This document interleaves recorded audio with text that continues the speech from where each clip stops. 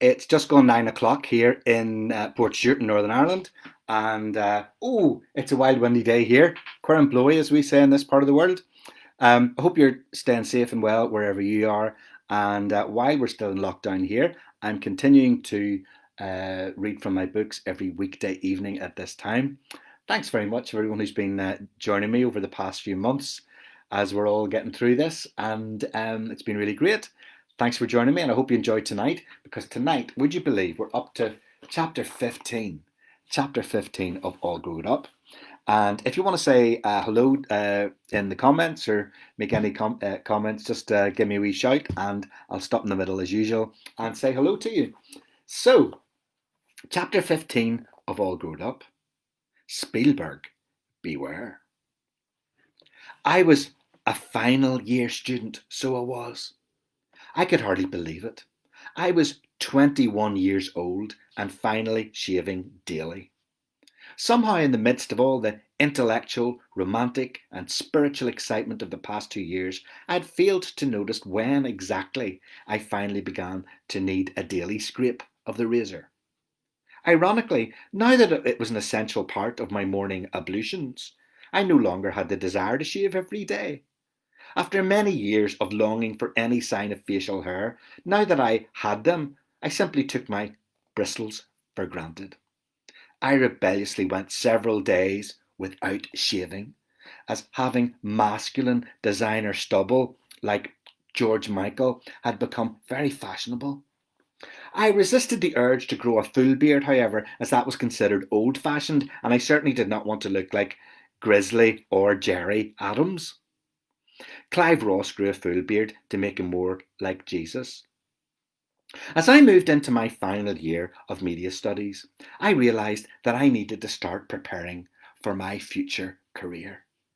The only proper paid employment I had secured to date had been as a paper boy and a bread boy, and although I had acquired exceptional customer service skills, this was not enough to sustain my career now that I was an adult. I still dream of becoming a great investigative journalist in the tradition of Woodward and Bernstein, although now I was also open to the idea of becoming a consumer champion, like Esther Ranson with the teeth, who exposed corrupt companies and penis shaped vegetables on That's Life. I still harboured a desire to be the next Terry Wogan, using my Northern Irish charm to dazzle live television audiences with witty repartee and persuading famous actresses like Shirley MacLaine from Terms of Endearment to tell me secrets that she had never revealed to any interviewer before. The technical term for this was a scoop, like when the journalist found out that Cecil Parkinson had a mistress and a love child and he was forced to resign from Mrs. Thatcher's government. The journalist who discovered the Hitler diaries in East Germany had the greatest scoop of all time, until another journalist came up with the scoop that the diaries were a forgery. However, as my degree also included practical modules on photography, radio, television, and film production, I realised that I could also pursue a career in Hollywood, in the USA, which was very different from Holyrood, County Down. I could be a great director, following in the footsteps of Michael Winner and Steven Spielberg. All I needed was a wee bit of practice. Steven Spielberg was a genius, which made it okay for him to have a proper beard. My 2 day stubble indicated that my filmmaking genius was still in its early stages. Steven Spielberg had directed all the best movies I had ever seen, apart from the Star Wars movies and Doctor Who and the Daleks with Peter Cushing, and he was also regarded as science fiction royalty. He directed Close Encounters of the Third Kind, where the aliens were intelligent life forms that could play a great wee tune on a synthesizer like Depeche Mode. Spielberg also directed E.T., about an alien who flew a bike across the moon and phoned home and made me cry even though I was far too old and cool to be weeping at a movie. Spielberg's movies were so brilliant that millions of people went to see them over and over again. And they earned so many millions of dollars that the first movie was always followed up with a sequel. But cinema had been in decline for a long time, even outside Belfast, where the cinemas weren't being burnt down. This was because video had taken over. Video had just killed the radio star. It had stopped people going to the movies as well, because now we could watch everything on video in our own homes. My Uncle Freddie got videos of the Rocky movies before the films even came out. Some of my media studies books said cinema was finished, but I thought that Spielberg might just save it. I was looking forward to the sequel to Raiders of the Lost Ark with Indiana Jones, though I wasn't sure how the first film could possibly be bettered, and I couldn't wait for E.T. 2. In my final year of university, I had to create another video of my own to show off my film production skills I'd acquired over the past 3 years, and I'll tell you about that in a minute. In the meantime, I want to say hello to good evening, Marlene Williamson. Good evening, Dee Smith. Not often you can make the live ones. Well, it's good you're along tonight, Dee. Good to see you. Hi, Evelyn Brown. Never misses. And Bernadette Saunders, you're listening. I can see that. Very good. Hello, Tony. Queer. There's a word. Yeah, queer. That's a queer word. Norma. Hello, Angela and Keith. Regulars, never miss. Lovely to have you as usual. Thanks for joining me. Hi, Jeffrey Lowens. How you doing? Jeff, another BRA old boy. Good to have you joining me this evening, Jeff. Hope all's well with you over there. Hi, Norma Harrison. Hello, Jim Poole, another regular. And Patricia McGuire. Oh, excited, says Patricia. Hope you enjoy it.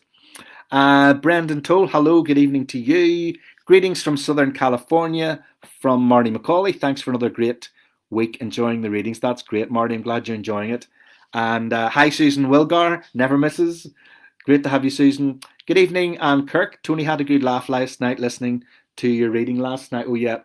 Last night, I think I might have been hitting a bit of a redner last night about some of my antics with the lovely Leslie.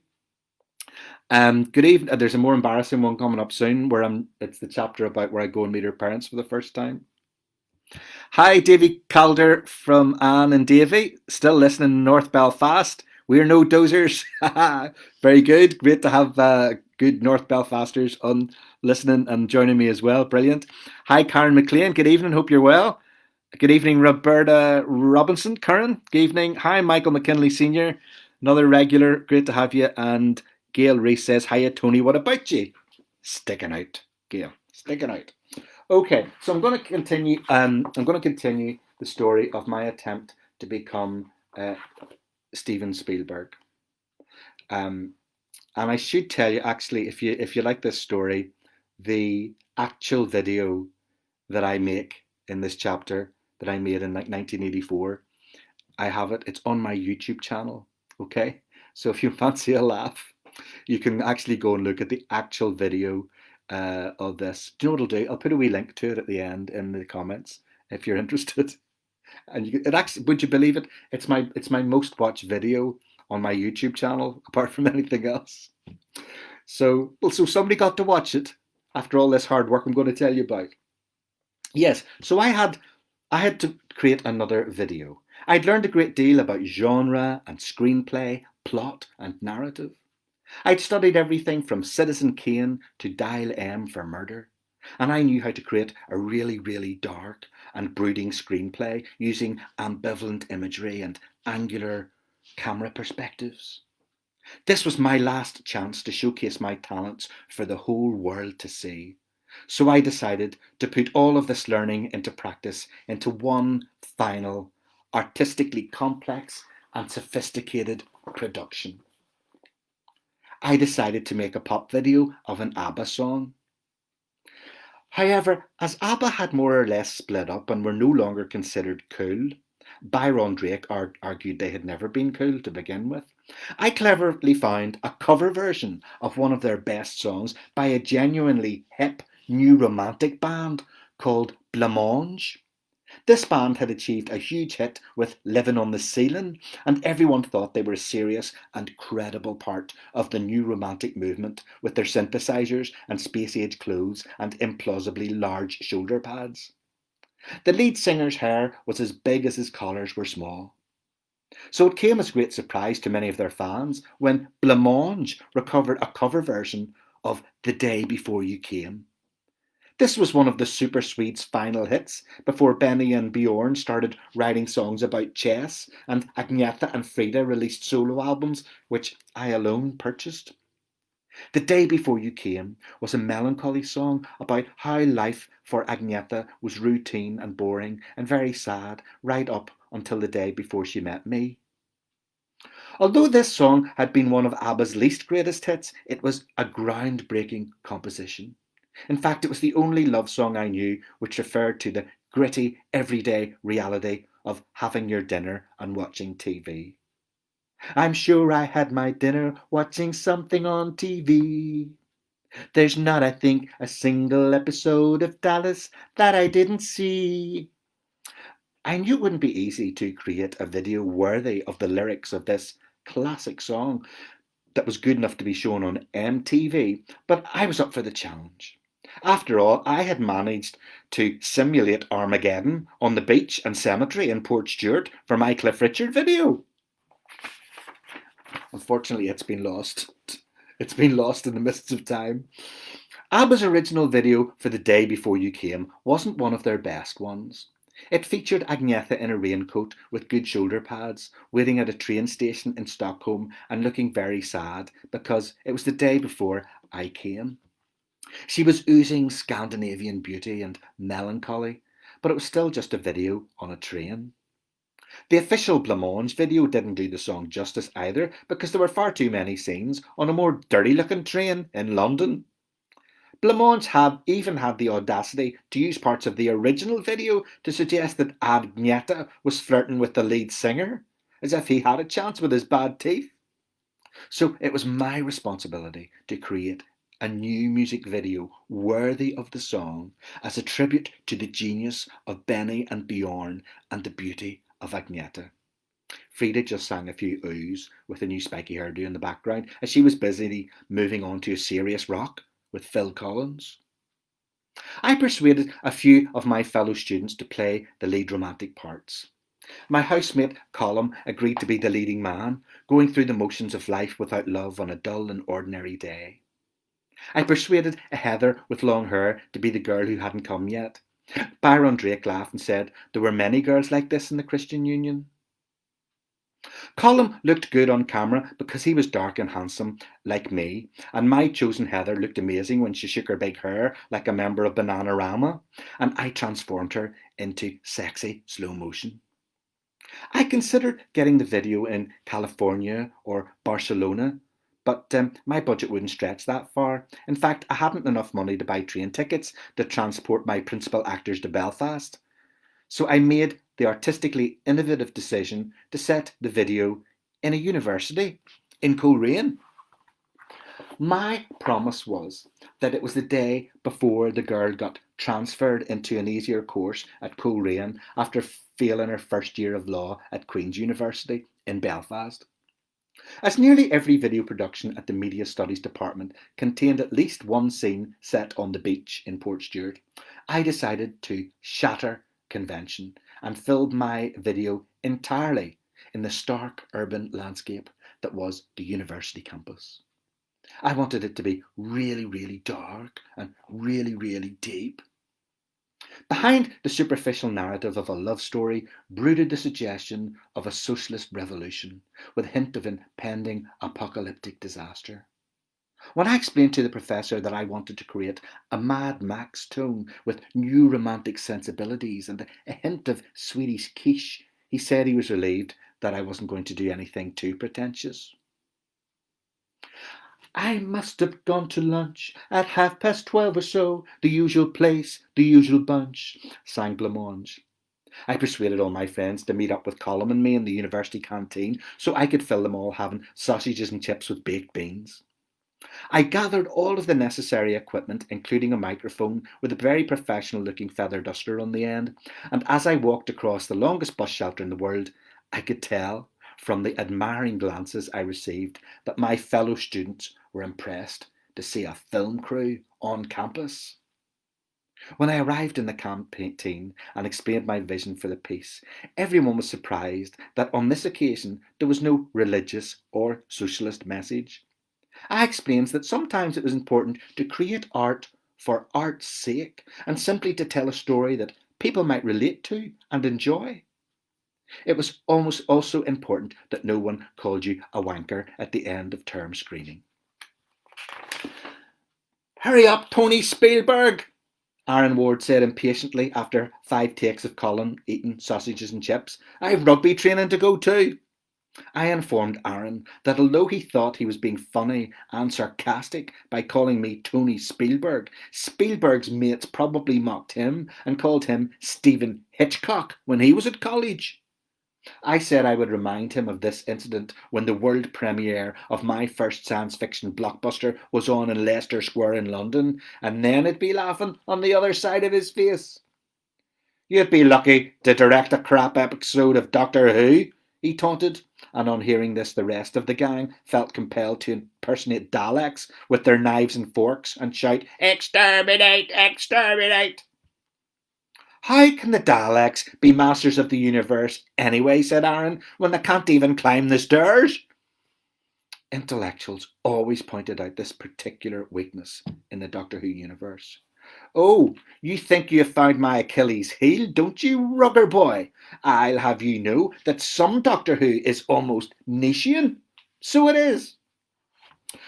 Well, if you don't hurry up and get this over with, there'll be ructions and you won't have any actors left for your wee film, answered Aaron. As a committed pacifist, I once again needed to resist the urge to knock Aaron's lamps in. Instead, I quietly decided that most shots of Aaron would end up on the cutting room floor, and that would harden him.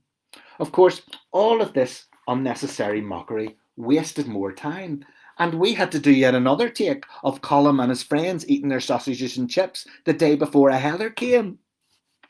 The baked beans were getting cold now, which stretched the acting skills of my volunteers because everyone complained that cold beans were disgusting. Even the lovely Leslie complained. I could tell from her uncharacteristic silence that she was not happy. What's wrong with you? I barked. Oh, you know, she replied. What? This isn't too much crack, she whooped. Will you all stop your gurning, or I'll give you something to gurn about, I grunted. I regretted not asking some of my fellow thespians from the Drama Society to contribute to serious acting to my video production. Hamlet and Ophelia would have consumed cold baked beans with grace and gravitas, no matter how many takes it took.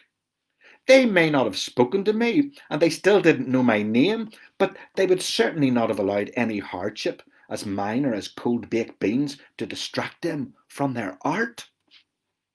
Where was a troupe of semi-professional actors when you needed one?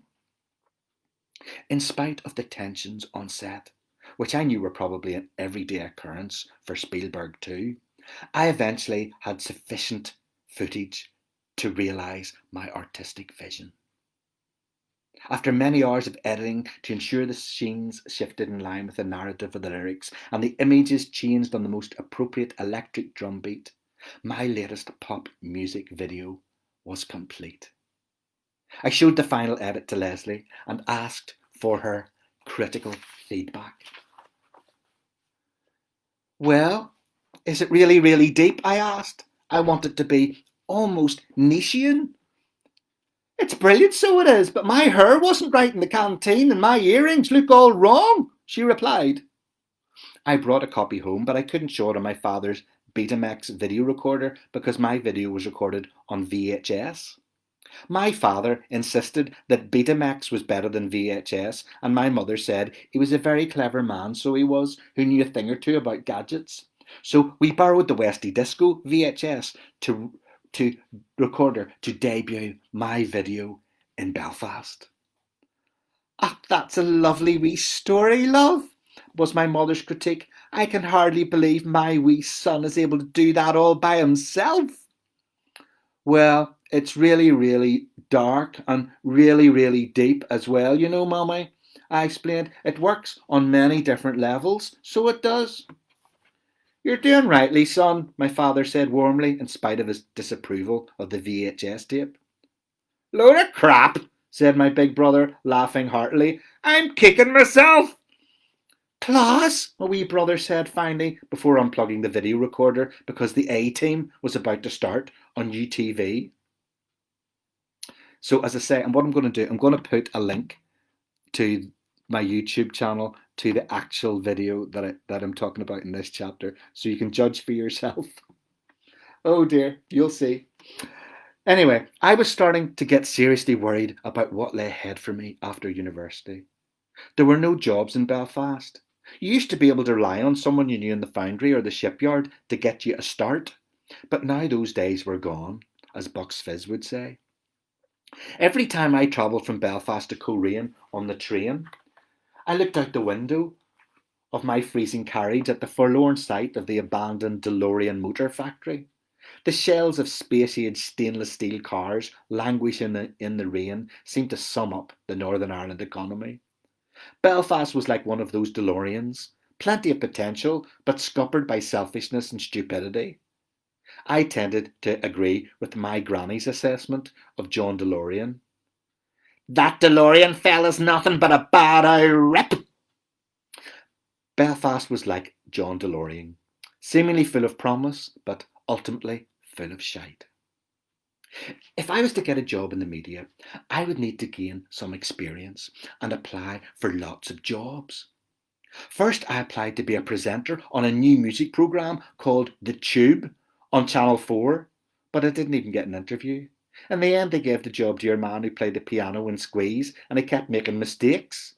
I was certain Jules Holland's presenting career could be over soon, and this might just leave an opening for the likes of me. I applied to do a journalism course at the College of Business Studies in Belfast because that's where Eamon Holmes went, and he had taken over from Gloria Honeyford presenting Good Evening Ulster on UTV. I also applied to a journalism school in Dublin, even though this decision might hasten United Ireland. And I wrote to BBC Northern Ireland to ask if I could read the news, like Rose Neal, because she was also very young and attractive, like myself. What would be the point of becoming the first person in my family to get a university degree if I couldn't get a job? If I couldn't secure employment when I graduated, I would have to join the queue in Snugville Street to sign on with all the other unemployed people on the Shankill, and most of them hadn't even passed their 11 plus. I often wondered why so few people from the Shankill went to grammar school and university compared to other parts of the city, but nobody else seemed to care. All the politicians cared about was getting re-elected so they could keep us British and make sure the IRA never got to United Ireland. After the IRA tried to kill Margaret Thatcher in the Brighton bomb, I was sure Maggie would never allow a United Ireland. The IRA said they only had to be lucky once to kill Mrs. Thatcher, and Marty Mullen said the bomb was a legitimate act of war against an imperialist force of occupation. I tried to argue with Marty's militarism. I explained that for a pacifist there was no such thing as a legitimate act of war. But Marty said I was just being middle class. I asked Marty if he didn't feel sorry for Norman Tebbit when they were digging him out of the debris of the hotel in his jammies on the news. "Wise up, wee lad," he replied.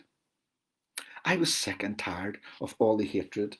I dreamed of a future Northern Ireland free from hatred, where all children could live and learn and play together. "Wise up, wee lad," I thought to myself. The possibility of peace seemed more distant than ever. The longer the troubles went on, the more bitter and divided everyone became. Now that I was educated, I understood that there were many very different and very clever ways to justify killing people to get your way. I had wrongly assumed that when people became more educated, they would naturally become pacifists. But I discovered that intellectuals had lots of ingenious vindications for war.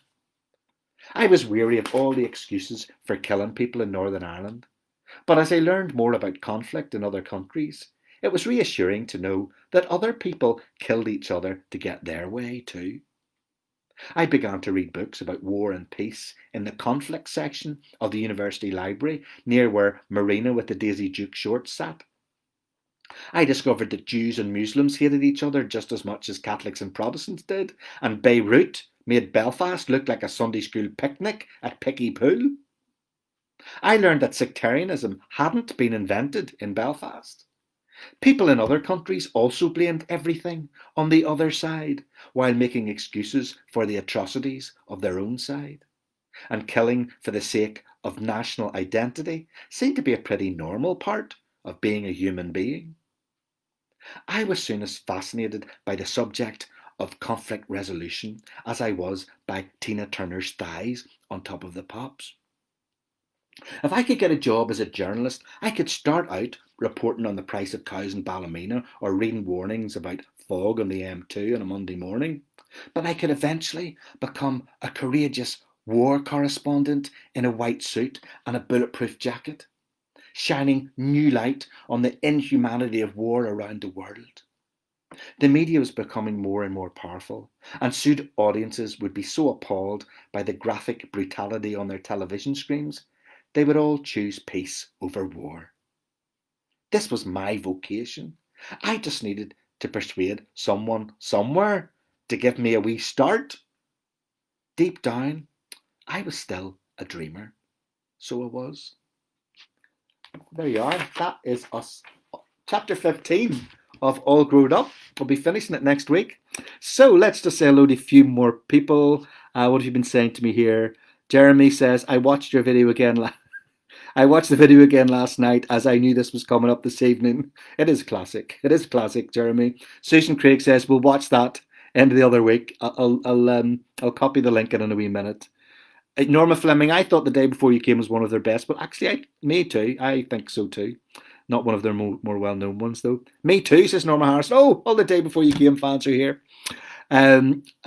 D. Smith and Gail Racer are in stitches. That's good. Brilliant. Tony says Orla O'Sullivan. Thanks, Orla. Hope you all the O'Sullivans have a lovely weekend. Glad you're laughing, Norma. Ructions. Norma, another Norma. He says, my parents used to call me that. Anne Riding says, I kept dreaming about being really, really deep and really, really dark. Good for you, Anne. I'm glad you're enjoying it today. Another good reading to the end of the week, says Mark Macaulay. Nice to hear Uncle Freddie get a mention. A real character and the best Linfield fan ever. Oh, you know Uncle Freddie is my late Uncle Frankie. Yes, indeed. He was the biggest Linfield fan ever. That's true. Thanks again, Tony, says Evelyn Brown. You're welcome. Thanks, Alan McLean, too. Hope you have a nice weekend, too. Next week, I probably will finish up next week, but I'll finish All Grown Up, but going to read a few chapters of Belfast Gate, my latest book, next week once I've finished All Grown Up, so I'll do that. Love that, says D. Smith, going to watch the video. Glad you loved it, Susan Wilgar. If the lockdown lasts much longer, you'll have to start reading Colin Bateman books, says Alan McLean. That's right. I'm running out of my own books soon if I keep locked on. Okay, so I'm going to copy the link to The Day Before You Came. I hope you enjoy it. Let me know what you think of it. Until Monday night at the usual time when I'll be back, stay safe, stay well, and stay positive.